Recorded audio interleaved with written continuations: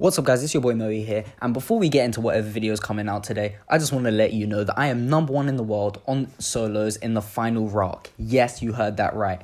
Now, I completely destroyed the record, getting to round 299, whereas second place only got up to round 185. I've completely destroyed it, and some of you might want to watch some footage of the game, and here it is.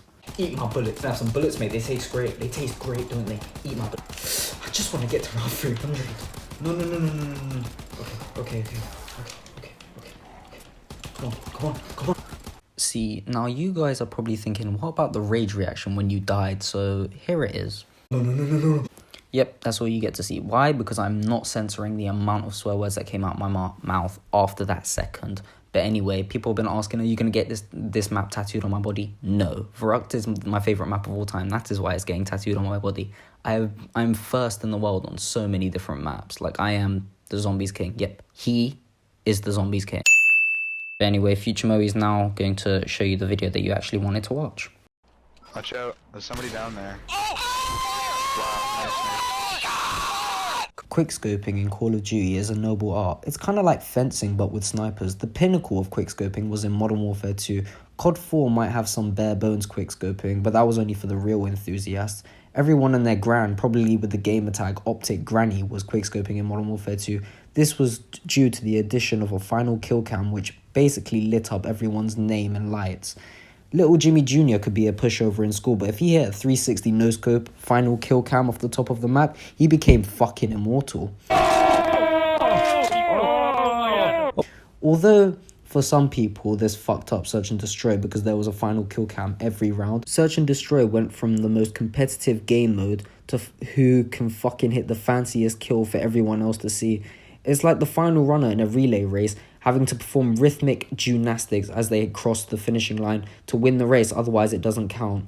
Fuck everyone else though, whether it was a quickscope or throw knife, you could be on YouTube top 10 kill cams of the week video as long as your friends had agreed to go crazy once you hit the final kill cam. No, get the camera! There was also that one person in every group of COD pals that took it a wee bit too far and thought they were a bit of a gifted quickscoper. Every single game, they would use the intervention. They'd hit a few decent shots and then boost their sensitivity up to 10, thinking they were going to get trials for phase or optic. To be honest, in my early days, that was me.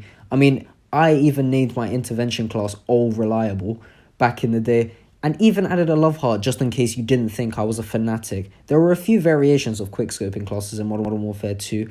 First of all, Sleight of Hand Pro, no fucking about. This put the quick in quickscoping. Big boys went for the FMJ because you know we're that good to hit people that we can't even see, and we're not having any of that hit marker bullshit.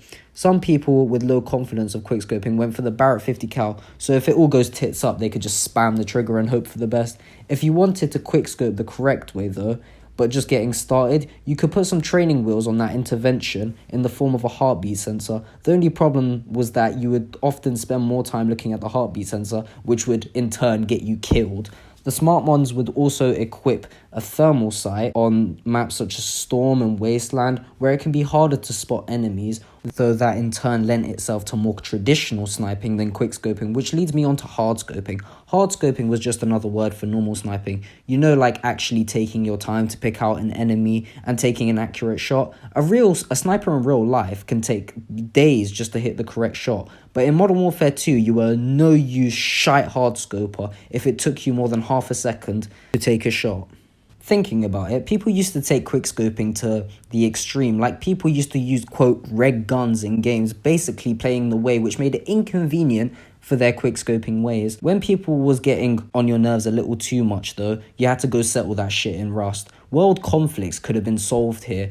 What if world leaders had just went into a game of Rust for a bit of quickscope, no-scope to settle things? Final kill cam had to be a belter though. It's funny how serious people took the final kill cam as well.